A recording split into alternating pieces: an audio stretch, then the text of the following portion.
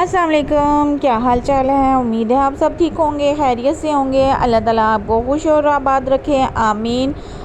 आज हम बनाने लगे हैं यखनी वाला पुलाव। उसके लिए हमने ली है हड्डियों वाला गोश्त। 3-4 बड़ी हमने मिक वाली हड्डियाँ ली हैं और बाकी हमने 2 केजी गोश्त ले लिया है। और उसमें हम डालेंगे खड़ा मसाला। उस खड़े मसाले में हमने लिया है सूखा धनिया, ज़ीरा और इलायची और कड़ी पत्ता 2-3 लेंगे हम, और मिर्चें सब सुरख ले लेंगे। फिर हम इसमें डालेंगे नमक, मिर्च, हल्दी हस्ब ज़ायका डालनी है। मिर्चें ज़्यादा नहीं डालनी क्योंकि ये यखनी वाला पुलाव है और इसमें काली मिर्च ज़्यादा डलती है और ये नमकीन ही होता है और ज़्यादा मिर्चों मसालों वाला नहीं होता, इसलिए हमने मिर्चों मसालों को से ज़रा ग्रेज़ ही करना है। तो फिर हम इसमें 2 लीटर पानी डाल लेंगे कि हमारी यखनी जो है वो तैयार हो जाए। 2 लीटर पानी को जब सूख के 1 लीटर रह जाएगा तो फिर हम इसमें चावल डालेंगे। तो फिर हमने अब इसमें 1 प्याज डालना है, बड़ा सा नहीं छोटा सा प्याज डालना है। 1 चम्मच हमने लहसुन अदरक का पेस्ट डालना है और इसको ढक कर प्रेशर में 45 मिनट के लिए यखनी बना लेनी है।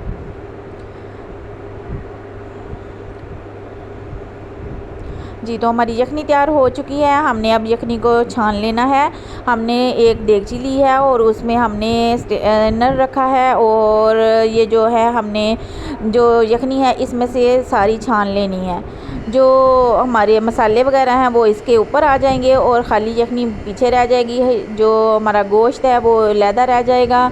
अब हमने एक और देगची लेनी है और उसमें हमने एक छोटा सा प्याज काटना है और उसमें हमने घी डालकर उसको फ्राई कर लेना है। घी हमने थोड़ा यूज़ करना है क्योंकि ये यखनी वाला पुलाव है और ये हड्डियों में गोश्त में अच्छी खासी चर्बी मौजूद होती है।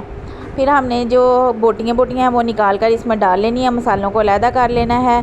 तो अब हम बोटियाँ जो हैं निकाल ली हैं, हमने इसमें डाल ली हैं।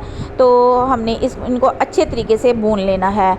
प्याज में अच्छे तरीके से हमने बोटियों को भून लेना है और जो बड़ी बड़ी हड्डियां हैं जो बेकार सी, जिनसे हम मतलब कि हमारा गोश्त उतर चुका है, वो हम निकाल लेंगे सारी हड्डियां। के हमारे चावल जो हैं इसमें अच्छे से पक जाएं और जो हमारी मिक वाली हड्डियां वो इसी में रहने देंगे। तो इस तरह हम अब जो बेकार हड्डियां हैं वो सारी निकाल कर इसको मसाले में अच्छे से भून लेंगे। जी, ये हड्डियाँ हमने सारी अलहदा कर ली हैं। अब इसमें हम चावल अपने जो हैं वो ऐड कर लेंगे। सारे चावल डालकर फिर हम इसमें यखनी शामिल करेंगे और इसको ढक कर पका लेंगे। ये बहुत मज़ेदार और टेस्टी होता है। हर घर की एक रवायत होती है और हर घर में ये लाजमी ईद पे बनता है और हर कोई अपने तरीके से बनाता है। उम्मीद है कि आपको मेरा तरीका भी पसंद आएगा, आप इस तरीके से पकाएं और मुझे उम्मीद है कि आपकी फैमिली को ये बहुत पसंद आएगी। आपको हमारी रेसिपी अगर पसंद आए तो कमेंट सेक्शन में कमेंट करें, लाइक करें, सब्सक्राइब करें। अपना और अपने ख़ानदान का ख्याल रखें, दुआओं में याद रखें। शुक्रिया, अल्लाह हाफिज़।